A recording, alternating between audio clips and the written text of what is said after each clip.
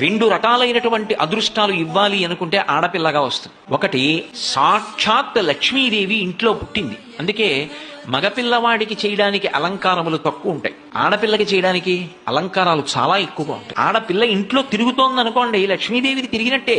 ఒకటి, ఆ పిల్ల పుట్టిన వేళ, ఆ పిల్ల తిరిగిన వేళ సాక్షాత్ లక్ష్మీదేవి ఇంటికి వచ్చిందని గుర్తు. రెండు, ఆడపిల్ల పుట్టింది అంటే ఆ పిల్లని ఎక్కడికి చేరుస్తున్నారు? ఎవరో ఓ పేరున్నవాడికి కాదు ఇస్తున్నది, సాక్షాత్ నారాయణ స్వరూపాయ వరాయ. ఆ వరుడు నారాయణ స్వరూపుడు. ఇప్పుడు లక్ష్మిని నారాయణుడి పక్కకి చేర్చారు.